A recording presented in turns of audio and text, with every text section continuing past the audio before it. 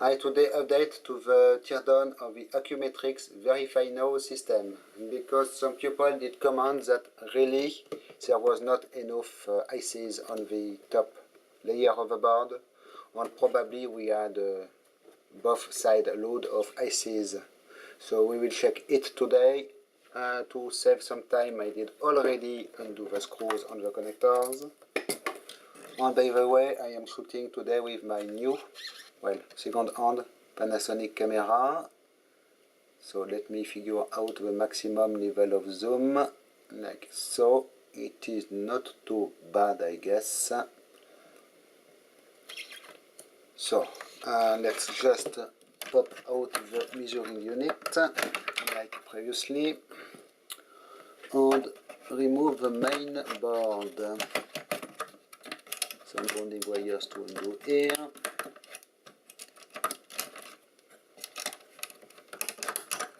Okay, here we are. So nothing remaining in the case. I will take the opportunity to show you also the barcode reader in detail. So are you ready? Here we are on the yes. Slowly enough. We have stuff. 4 times zoom. Okay. So as you can see, processor is Intel 486DX2 in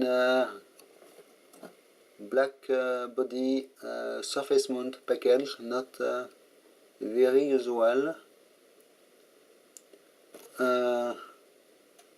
25 megahertz, I believe.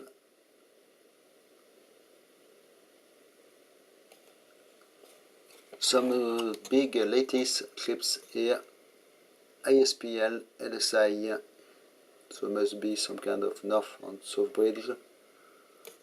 For the processor, we have some RAM here, it seems. Here also maybe, and the flash here must be holding the firmware. So I will scroll everywhere for you. So if it is possible to read the IC numbers. Nice blue body, probably resistor network here. More Intel chips here. Unpopulated spots here for another version probably.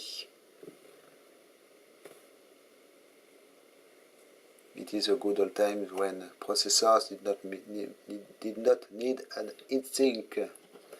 Okay, now I will pop out the barcode reader and we will take this apart also. Why not? I did undo already some of the screws. So what do we have in here? Made in Japan. Wow, very small serial number on this thing. What is the device serial number? Device serial number is 20602. And this one has a really small serial number. So probably they did change the barcode reader model in the middle of the production for a better one.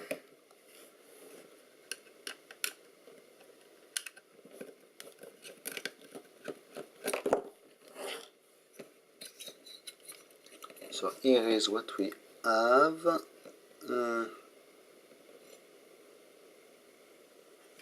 4 LEDs. Oh, I see something at the second layer here that seems to be really nice. Some kind of metal top.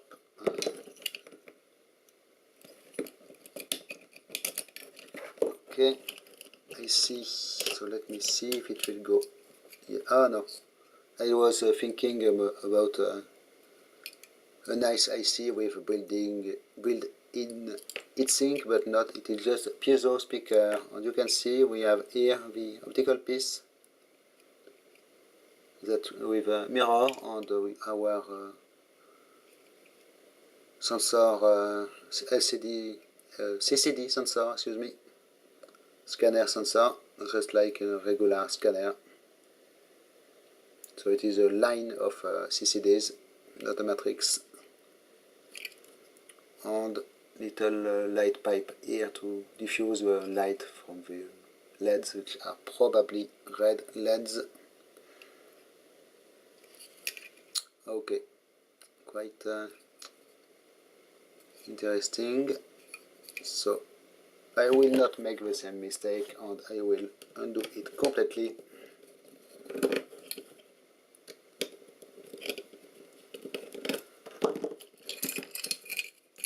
For you.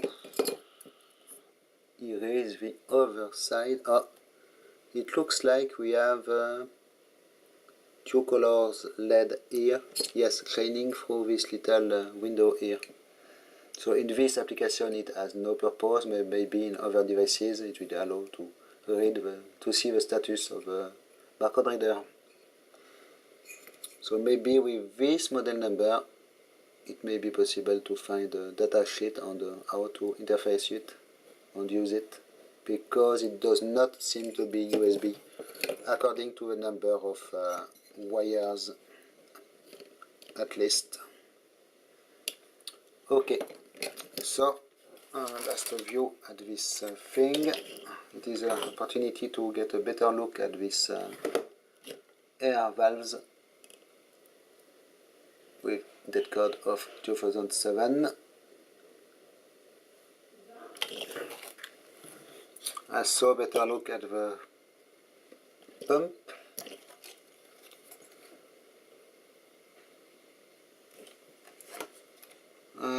It looks like it is glued, yes, with a double-sided tape here, foam even,